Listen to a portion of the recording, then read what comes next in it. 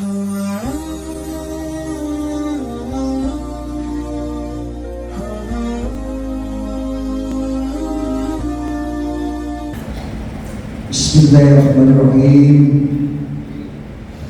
Assalamualaikum warahmatullahi wabarakatuh.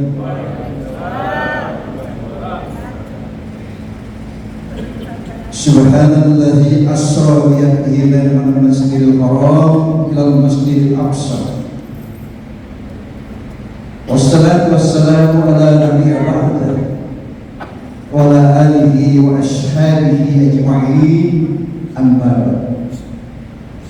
Yang terhormat para ulama yang kami hormati, yang terhormat para kiai, para habaib yang kami muliakan, yang terhormat ketua DKM yang kami muliakan, yang terhormat sekretaris Yayasan Haji Helmi Dayampas, yang terhormat jemaah yang kami muliakan. Banyak orang bisa memberikan contoh, tapi sedikit orang bisa jadi contoh. Itu Rasulullah ini begitu tantangan, rintangan, cobaan, gemblengan yang diberikan oleh Allah Subhanahu wa ta'ala. Tapi bagaimana menghadapi semuanya? Isra dan Mi'raj ada dua. Mungkin saya ambil 5 menit saja. Isra ini menjalankan, yang menjalankan ini adalah Allah yang diperintahkan oleh Rasulullah Sallallahu Alaihi Wasallam. Allah yang perintahkan. Makanya dikatakan Isra, Maha Suci Allah yang menjalankan yang diperintahkan oleh Rasulullah Sallallahu Alaihi Wasallam. Isra, begitu Rasulullah diangkat ke langit yang ketujuh untuk diperlihatkan bertemu dengan Allah di langit yang ketujuh, pertama untuk meminta sholat. Yang kedua,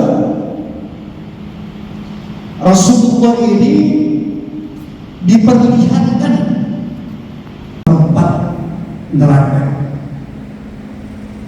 Coba kalau kita melihat Pak Rasulullah ini, makanya diberikan suatu tantangan. Begitu dia lulus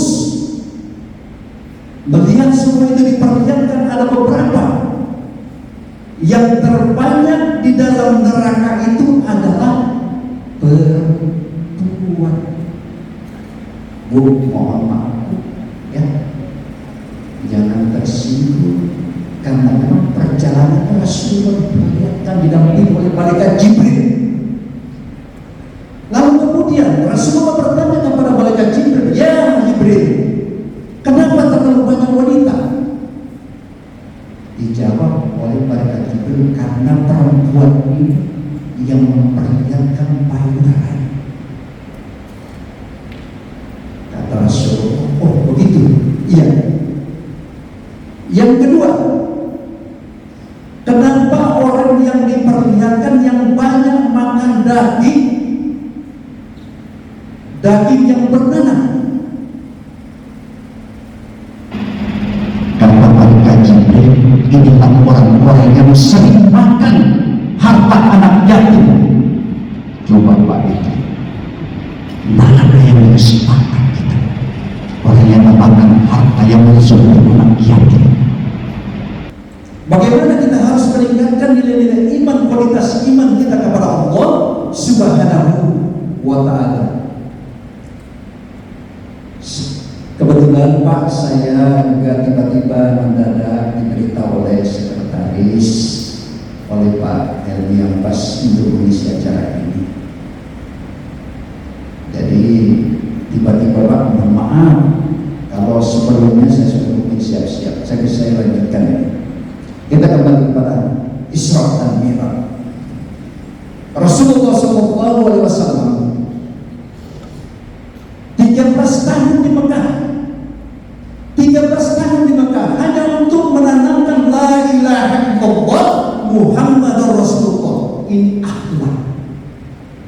Coba Pak, 13 tahun Rasulullah SAW untuk menanamkan la ilaha illallah, untuk menjaga akhlak, nilai-nilai iman. Yang saya katakan tadi, banyak orang bisa memberikan contoh, tapi sedikit orang bisa jadi contoh. Ini suatu perjalanan yang sangat panjang ditempuh, sepertiga malam. Coba Pak, kalau kita melihat berbicara secara logika Isra, orang kadang-kadang tidak mempercaya dengan kafir Quraisy. Sekarang semut ada di kantong saya. Saya dari Jakarta menuju Surabaya. Semut ada di dalam ini, saya tidak tahu kalau ada. Begitu sampai cuma 1 jam antara Jakarta Surabaya, saya duduk di tempat kursi bandara di Surabaya. Maka keluarlah itu semut, bertemu dengan semut Surabaya. Kata Surabaya, ketemu Surabaya, kapan kau datang dari Jakarta? Dia bilang tadi. Dia tidak percaya, itu semut Surabaya. Begitu perjalanan Rasulullah 1 jam, sepertiga malam, dalam ditempuh sedikit. Ini kekuasaan Allah. Oleh karena itu mari kita tingkatkan nilai-nilai iman kita kepada Allah Subhanahu wa ta'ala. Diperlihatkan, saya tambah lagi, diperlihatkan oleh malaikat Jibril ada penjaga pintu yang namanya Malik. Malaikat ini tidak pernah senyum. Bertemu saja Rasulullah diperlihatkan oleh neraka, tidak pernah senyum. Coba itu seramnya coba malaikat Malik. Rasulullah saya bertemu, dia tidak ketawa. Kata malaikat Jibril, kalau dari awal malaikat Malik tersenyum penjaga neraka, mungkin barangkali Rasulullah juga sudah dia mendapatkan tertawa. Bagaimana perjalanannya? Ini dalam konteksnya, kalau kita melihat perjalanan Isra dan Mi'raj. Coba ibu yang di belakang, ini yang di belakang, maju sedikit ya. Bu, sekarang ini yang dikatakan tadi oleh malaikat Jibril, kenapa terlalu banyak wanita di dalam neraka? Ibu perlu tahu, hati-hati, karena perempuan ini boleh kita melihat. Ini salah satu potret yang diperlihatkan. Kenapa dia harus berpakaian yang ditutupi aurat kita? Sementara Rasulullah melihat neraka begitu banyak wanita, beliau bertanya-tanya kembali, Rasulullah, kenapa ada wanita? Ternyata kelihatan payudaranya seorang wanita, maka terlihatlah Rasulullah kaget melihat semua itu. Ya. Oleh karena itu, mari kita harus tingkatkan, karena ini Pak, sekali setahun diadakan maulid. Saya ada 3 tempat. Kemarin baru saya laksanakan di LP Bogor, terus di Medan, banyak yang saya tempati, dan di sini saya lakukan lagi di Palu. Besok malam saya ada di Beromalu. Ini perjalanan tidak pernah. Jangan terus.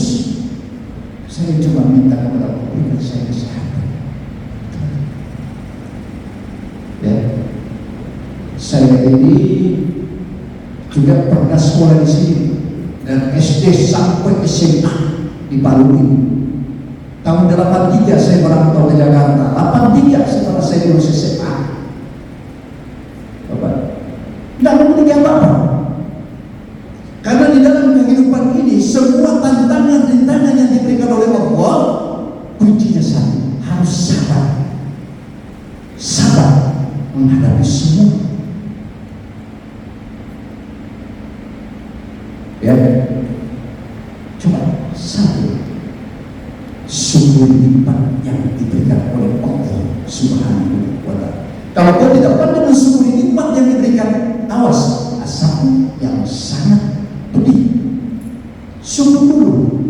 Kalau sudah sungguh baru sabar, Pak, nggak ada duanya lagi. Kenapa?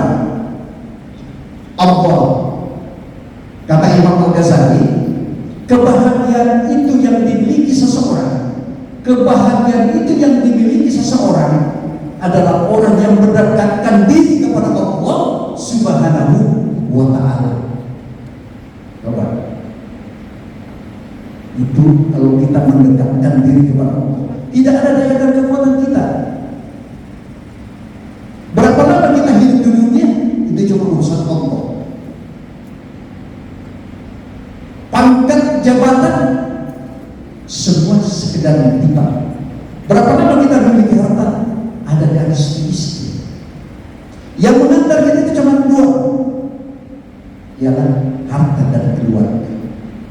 Tidak ada satupun yang bisa masuk di dalam itu kecuali orang yang sudah menikah, dan keluarga tidak akan masuk dan kembali lagi ke rumahnya. Lalu kemudian apa yang kita mau harus sombongkan di hadapan Allah? Semua sekedar titipan. Titipan harta, titipan anak, titipan istri, titipan rumah, semua dititipkan oleh Allah, termasuk jabatan dan pangkat. Kalau Allah semua mengambil itu, innalillahi wa inna ilaihi raji'un. Lalu apa yang kita mau sombongkan di hadapan Allah? Ya, apalagi sekarang ini sudah mendekati kita pemilihan presiden. Hati-hati. Ya, jangan melihat penampilan. Ya, sekarang ini hati-hati, Pak. Karena 5 tahun lalu banyak teman saya yang tidak komentar, Pak. Ada yang jadi caleg daerah Jawa teman saya nggak sebut partainya. Gantung diri, mati sampai sekarang. Yang kedua, ada lagi lebih parah teman saya satu, Jawa Barat. Dia pasang semua itu. Dia menjanjikan masyarakat pasang tiang listrik apa dan sebagainya, semua besar di tempat itu, tapi tidak berdiri. Lalu kemudian dia cari kembali lagi itu karena tidak masuk. Ini mental, Pak. Makanya hati-hati dengan penampilan, hati-hati dengan janji. Mohon maaf yang ada cara di sini, saya minta maaf. Ya, karena di sini kan orang sekarang itu pintar, Pak. Ya, kadang-kadang yang memilih ini disuruh bikin baliho 20, dia bikin 10. Dan semua mengaku ketua tim. Dia mulai pengaruh orang saya di sana 200 orang. Nah, ini orang ini harus melihat, harus teliti melihat orang itu siapa yang sebenarnya yang bisa dipercayakan. Karena biasanya yang mengikuti caleg lebih kaya ketua timnya, Pak, daripada yang ikut. Itu biasanya begitu. Ya. Makanya jangan tertipu dengan penampilan, jangan tertipu dengan janji. Itu. Ya. Apa bedanya kita berjemaah? Ada imam, ada makmum. Yang mana harus jaga? Lalu orang yang ada di dalam situ yang sudah lama. Bukan yang pingin, yang sudah lama diangkat oleh imam. Ya, Orang yang bohong bisa jadi makmum. Orang pemabuk bisa jadi makmum. Orang teler bisa jadi makmum. Ya, ketinggalan satu rakaat orang bisa jadi makmum, tapi tidak semua orang bisa jadi imam. Ya, tidak semua orang bisa jadi imam. Begitu kita berbangsa dan bernegara, apa bedanya kita berjemaah? Itu memberikan satu contoh. Makanya saya katakan tadi, bagaimana kita harus memilih. Hati-hati, orang pintar ngomong. Ya, kadang-kadang orang yang mau ikut calon lebih pintar kepada ketua tim. Begitu dikasih, saya katakan tadi, spesial ongkos, begitu dia tidak masuk, si B menunjuk semua yang tak benar gitu. Makanya saya katakan tadi, memilih harus hati-hati. Hati-hati. Ya, jangan seperti yang kemarin ada penyanyi dangdut di Jawa, ikut jadi caleg, ambil tali, gantung diri, mati. Coba, enggak kuat mental. Semua ini diberikan, kita kembalikan kepada Allah. Ya, semua kita berusaha, tapi kepastian adalah Allah Subhanahu wa Ta'ala. Ya, Bu, itu enggak. Iya. Oleh karena itu, mari kita tingkatkan nilai-nilai iman kita kepada Allah Subhanahu wa Ta'ala. Karena kalau saya melakukan hal yang demikian, karena ini juga belum selesai Pak, barangkali mestinya belum selesai. Kapan selesainya Pak Sekretaris ini? Oh ya, mudah-mudahan segera supaya kita tidak bisa lagi. Saya dulu tahun lalu dari sini Pak, untung.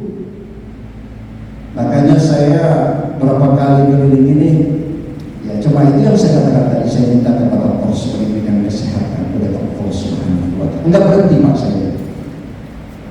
saya pernah itu kemarin ceramah maulid itu Pak, itu jam 1. Enggak ada sejarah orang ceramah sampai jam 1:30 malam. Saya kasih tahu jemaah ini sudah tidak, bukan lagi nih, itu sudah lewat hari. Ini ceramah yang terpanjang di dunia, saya bilang Pak. Dari siang sampai itu malam lewat. Saya lakukan, saya kasih tahu mereka, kalau lain kali bilang saya jangan terlalu lama, karena saya ceramah itu tidak terlalu lama Pak. Yang saya bahas cuma intinya aja, karena kalau mau dibahas dari awal sampai akhir, sampai pagi juga tidak akan selesai. Itu. Makanya saya bilang, mudah-mudahan apa yang kita miliki dan apa yang kita diberikan oleh Allah Subhanahu wa Ta'ala, mari kita tingkatkan ini. Karena kenapa? Kita harus memiliki sandaran vertikal kepada Allah Subhanahu wa Ta'ala. Bagaimana kita harus meningkatkan, memberikan satu motivasi agar supaya bisa kita tenangkan nilai-nilai iman kita kepada Allah Subhanahu wa Ta'ala. Ya, saya tadi mohon maaf kalau ada caleg di sini yang mengikut, saya minta maaf. Saya cuma penjelaskan, karena hati-hati, ya, jangan tertipu dengan penampilan, jangan tertipu dengan janji. Ya, cari pemimpin itu seperti jemaah, ada imam, ada makmum. Begitulah kita berbangsa dan bernegara. Ya, Bu, Ibu tahu Jokowi, Presiden Jokowi? Ibu tahu Presiden Jokowi? Tahu? Oh, tahu.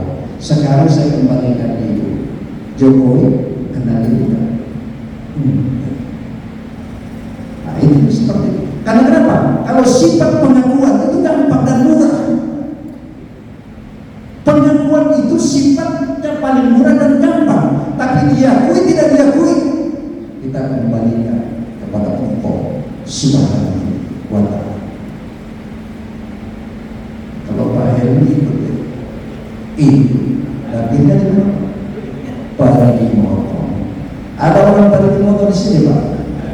Oh, karena beliau ini saya sejak kecil Pak. Saya termasuk banyak belajar dengan beliau.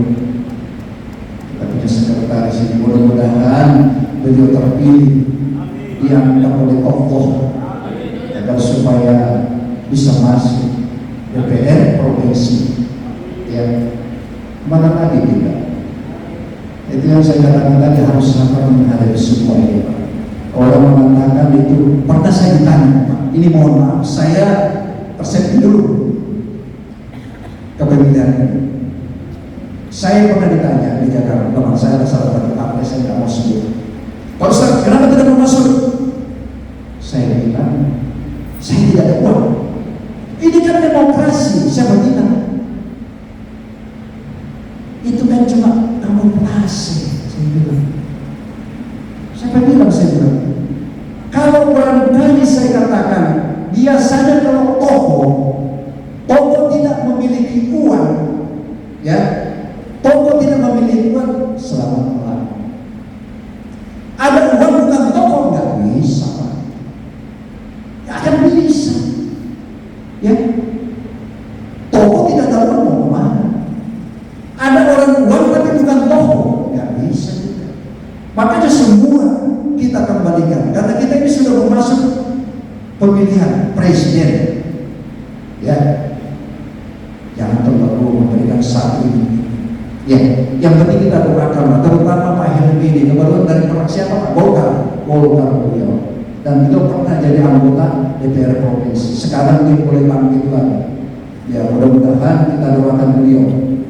Dan kita harus berbanyak juga bersalawat kepada Rasulullah Sallallahu Alaihi Wasallam. Ya Rasulullah, ya Habibullah, ya Rasulullah, ya Habibullah Muhammad ibn Abdillah Muhammad ibn Abdillah Muhammad ibn Abdillah Muhammad ibn Abdillah, ya Rasulullah, ya Habibullah, ya Rasulullah, ya Habibullah Muhammad ibn Abdillah Muhammad ibn Abdillah Muhammad ibn Abdillah Muhammad ibn Abdillah Muhammad. Qala ya Rabbi suwali ummati falati Muhammad. Saya tahu. Nah, salawatnya ada. Dan ummati falati wasammi hum minal jahli wa ghafaru dhunub wasammi hum minal jahli wa ghafaru dhunub, ya Rasulullah, ya Habibullah, ya Rasulullah, ya Habibullah Muhammad ibn Abdillah Muhammad ibn Abdillah Muhammad ibn Abdillah Muhammad ibn Abdillah. Enak gak, Pak? Enak gak, Bu? Enak. Dua orang. Enak gak? Yang teriak cuma dua orang. Makanya perlu banyak bersalawat kepada baginda Nabi besar Muhammad Sallallahu Alaihi Wasallam. Iya. Sekarang ini nggak usah, Pak, menghadapi semua tantangan itu kita melihat, ya. Yang saya katakan tadi, banyak orang bisa memberi contoh, tapi sedikit orang bisa jadi contoh. Itu aja. Karena perjalanan Rasulullah Sallallahu Alaihi Wasallam, beliau ini tidak sempat melihat bapak. Umur 6 tahun ibunya meninggal. Umur 9 tahun berdagang ke Mamansang lintas negara Serbia. Umur 9 tahun tantangan, cobaan, rintangan, beliau sudah menghadapi semua kesabaran. Kalau kita ini Pak umat Rasulullah telah benci dengan satu ujian kepada kita. Intinya satu, harus sabar menghadapi semua. Ada orang mengatakan, Pak Ustaz, kalau begini dalam kehidupan ini setengah mati saya sudah berapa kali sholat tahajud apa dan sebagainya. Tunggu dulu, dilihat dulu sholatnya apa, yang Anda baca apa. Karena kita melaksanakan ibadah untuk meningkatkan kualitas iman kita, semua kita kembalikan kepada Allah. Kita melaksanakan sholat tahajud di tengah malam, orang sedang tertidur, lalu kemudian kita bermunajat kepada Allah. Wanita kita tahajud ini, laksanakan perintah sholat tahajud. Mau sukses dalam kehidupan, minta kepada Allah, jangan minta kepada orang. Semua keputusan dari Allah. Coba kita berusaha untuk meningkatkan nilai-nilai iman kita kepada Allah Subhanahu wa ta'ala. Itu yang saya katakan tadi, perjalanan Isra dan Mi'raj begitu jauhnya, ya, perjalanan sangat jauh tapi agak singkat seperti malam. Itu Rasul. Lalu apa yang sekarang yang saya bilang tadi, bagaimana kita harus memiliki dengan nilai-nilai iman kita kepada Allah Subhanahu wa ta'ala. Jadi kalau ibu mau sukses dalam kehidupan ini dengan usaha, begitu juga bapak-bapak, tingkatkan nilai-nilai iman kepada Allah. Salat, minta kepada Allah, begitu datang Allahu Akbar, langsung ambil berdiri, tinggalkan ini pekerjaan. Kadang-kadang lagi rapat, orang sudah asal masih dilanjutkan rapatnya. Rapat terus, akhirnya jadi rapat. Ya, lain kali nanti kalau saya datang harus besar, ramai. Ya, jadi bapak-bapak yang ada di depan saya ini mudah-mudahan semua diberikan kesehatan, kenikmatan oleh Allah Subhanahu wa ta'ala. Mari kita tingkatkan ini. Kemana lagi kita minta pertolongan kepada Allah? Ya, tidak ada kalau yang kekuatan kita, Pak. Semua kita kembalikan kepada apapun bentuknya, usaha apapun. Ini yang saya katakan tadi, laksanakan perintah sholat. Coba 24 jam kita diberikan waktu, 1 kali 24 diberikan waktu, cuma 5 waktu kita ambil saja 5 menit begitu masuk, berarti cuma 25 menit. Kenapa tidak kita melaksanakan? Masih ada tersisa 20 sekian jam. Coba kita sudah dipanggil Allah, tapi tetap juga. Padahal Allah sudah mengatakan, kamu kesini, Allah memanggil kita, tapi kita tetap juga melaksanakan rapat. Ya bagus kalau rapat, kalau dia merapat. Ya, takutnya saya kalau nanti bapak-bapak yang ada istri dua tidak apa-apa. Saya kalau ada ustaz mengatakan tidak boleh kawin, saya mengundurkan diri Pak jadi ustaz. Iya, boleh saya kawin Pak. Tapi bapak-bapak di sini jangan ikut, nanti ibunya marah. Kalau pulang tadi ustaz Ridwan cerita boleh temannya kawin. Cuma kalau dikatakan ustaz tidak boleh kawin, saya lebih dulu berhenti Pak. Bu, boleh suaminya kawin? Benar? Nggak berani? Nggak berani. Kalau saya, istri saya juga takut saya kalau dia tahu saya mau kawin. Ya, tempuran yang begitu kita diam aja kita.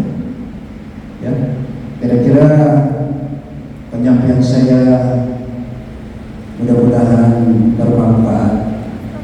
Di surat dan ini kita mengambil hikmah pelajaran kepada Nabi besar Muhammad Sallallahu Alaihi Wasallam. Demikianlah penyampaian saya. Wassalamualaikum warahmatullahi wabarakatuh.